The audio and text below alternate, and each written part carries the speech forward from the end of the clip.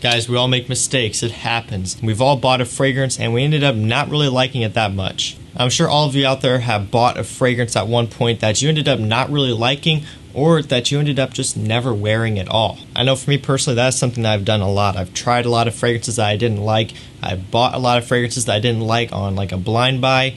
And there's also a lot of fragrances that I've purchased and I don't mind all that much, but I've just never worn them, so it's like a complete waste of money. In this video, I'm going to go over 10 fragrances that I regret buying. So it could be because I don't like the scent or because I don't wear them. Whatever the case may be, I'm not very happy with these scents and I wish I hadn't have purchased them. Before we do jump into the video though, if you're new here to the channel, make sure you hit that subscribe button down below. Also turn on post notifications and like the video. And now that we've gotten that out of the way, let's go and jump right into this. Starting off with the first fragrance I regret buying, that one is MFK Aqua Vitae. So don't get me wrong, this isn't a bad scent. I do like how it smells, but honestly, I can't really remember myself wearing it all that often. I did do a full review on this one in which I tested it before that review, but really ever since then, it hasn't been one that I've reached for very often. The main reason why I bought this scent was because I was able to get this 200ml bottle for around like $110, I believe it was, which is a really solid price for a bottle this size. I'm an MFK, so I knew I had to go for it. And if you're wondering why it's so empty, it's because I decanted out all of it. I mean, everything that's left. Other than that, it's one that I've worn maybe once or twice.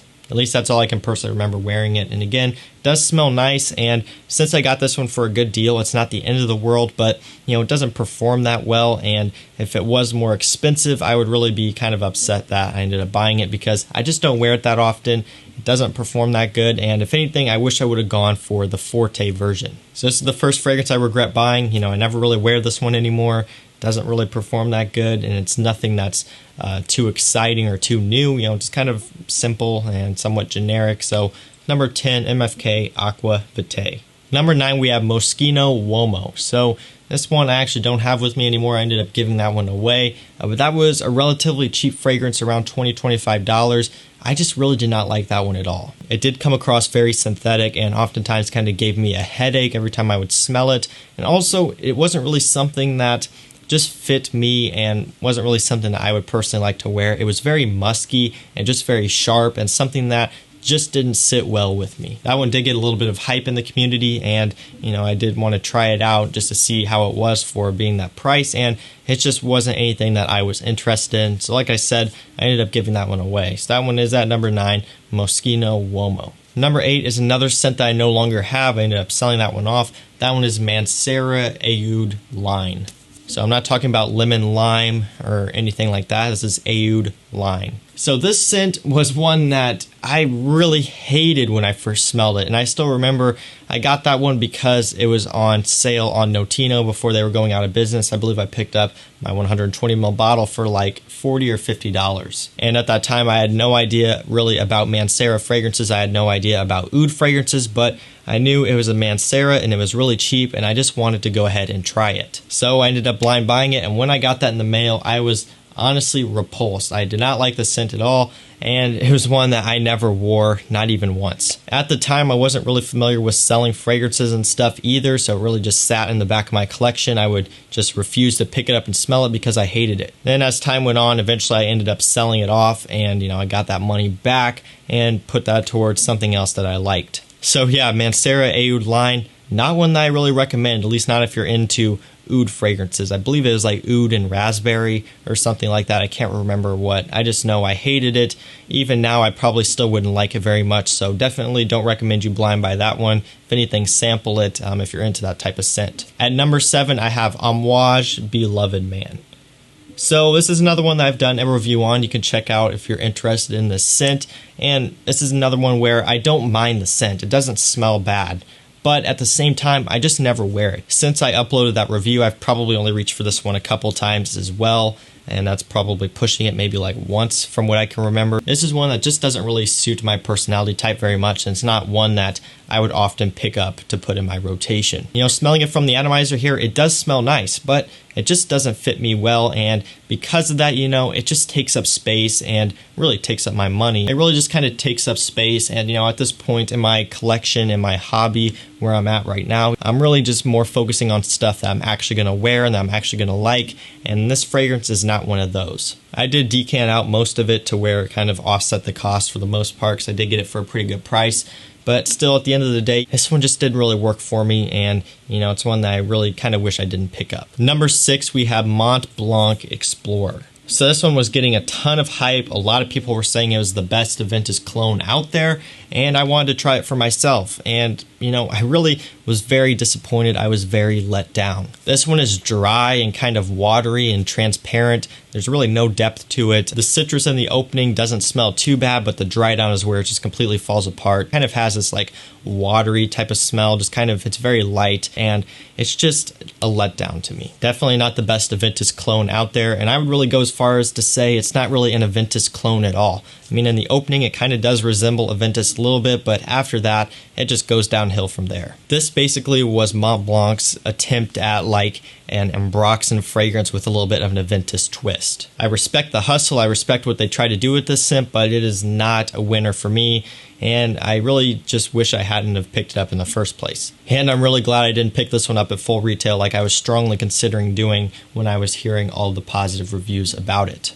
So I kind of wish I just would have left this one alone, but at the same time, I am a reviewer and I do pick stuff up and try stuff out just so I can tell my opinion to you guys. But still, at the end of the day, this is not one that I ever reach for or wear. I really just wish I would have left it alone.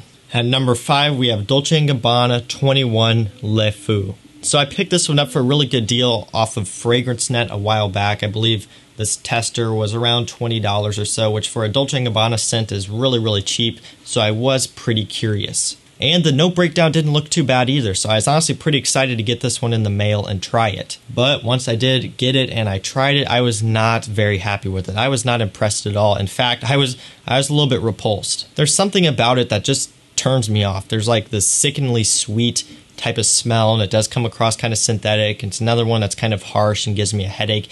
It's just not one that I like, and it's not one that I ever wear. Again, this one didn't break the bank too bad, so it's not a huge deal on that end, but at the same time, it's just taking up room, and it's something that I'm never going to wear and never going to reach for.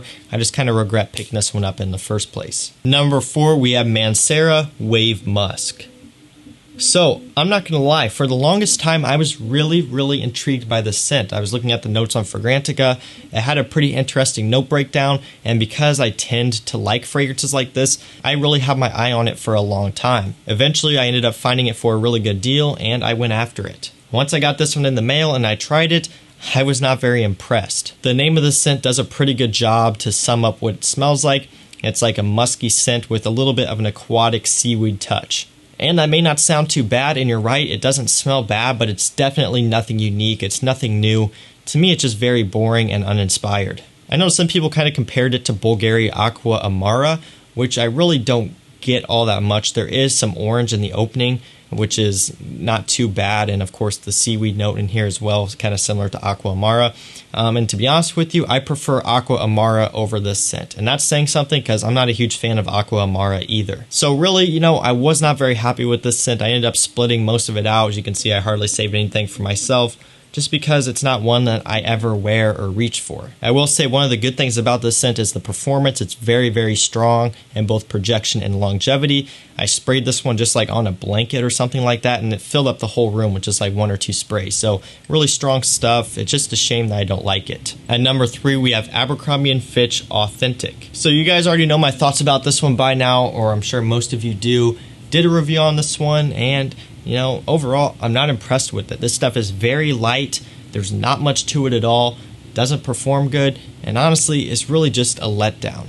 Smelling it from the atomizer, it's hard for me to pick up on. And even when I spray it, there's a really strong alcohol blast, kind of settling down to some citrus. It's just not worth it to me. I've said it before multiple times, and I'll say it again. If they make an eau de parfum version of this one, or an intense or extreme version of this one, like they did with First Instinct and other fragrances like that, and they beefed up the performance, gave it a lot more depth, then I'd be all for it, because what I can smell of this fragrance, it doesn't smell too bad. But it's just too light and just too weak that it's just not worth picking up. So if they release an eau de parfum version of this one, amp up the performance, give it some more depth, I'll be all over it. But until then, I really regret picking this one up. Never gonna reach for it anymore. Just a shame. Number 2, we have Initio Side Effect. So I picked up this fragrance probably last winter, and to be honest with you, I don't think I wore it once. Not one time I don't think I've worn this fragrance. I mainly got it just for a split because I ran a split on it because a lot of people wanted to try it. And I kept the bottle for myself thinking that I was going to wear it and enjoy it, but I don't think I've worn it once. Again, this is another one that doesn't smell too bad, but it really doesn't wow me either. A lot of people talk about this being, a really, really solid release from Initio and one of their favorites. For me personally, definitely not something that impresses me all that much. I much prefer Absolute Aphrodisiac over this one. I think Absolute Aphrodisiac is a masterpiece, really solid scent. This one, not the best for me anyways. And finally, the last fragrance on this list. This stuff really is repulsive to me. This one is Creed Ombre Canal. So I'm sure you're probably pretty surprised hearing a Creed being at the number 1 spot, because I do like my Creed fragrances. I own a number of them, and I'll be honest with you, this scent right here, probably one of the worst fragrances I've ever smelled. And it's not that this one has gone bad or like it's expired or anything.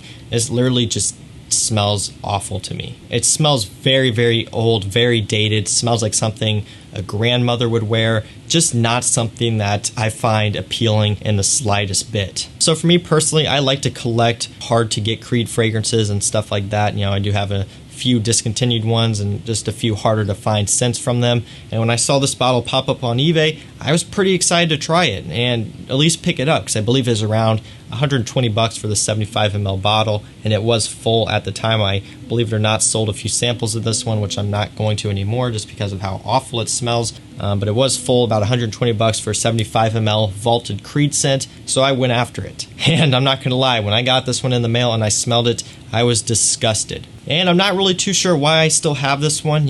Part of me is like, oh, I'll just hold on to it for the collection.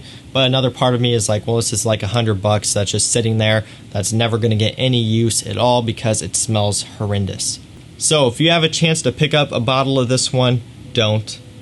I just would not recommend it. Just don't. So guys, that's going to do it for this video. That is 10 fragrances I regret buying. As always, this is just my personal opinion. I'm sure some of your guys' favorite fragrances might be in here, in which case you're going to get mad at me and dislike the video and leave hate comments. I'm allowed to say if I like a fragrance just as much as I'm allowed to say that I dislike a fragrance. And again, with a lot of the ones in this list, most of them I liked. I just didn't wear that much at all. They really are just a waste of money, which is why I regret purchasing them. So let me know down below if you regret purchasing any fragrances and if you agree with any of my picks. And that's going to do it, guys. So if you enjoyed this video, don't forget to leave a like. Also, don't forget to subscribe and turn on post notifications so you don't miss when I post. And leave a comment down below kind of telling me what other video ideas you want to see me do. That's going to do it, guys. I'll see you in the next one. Peace out.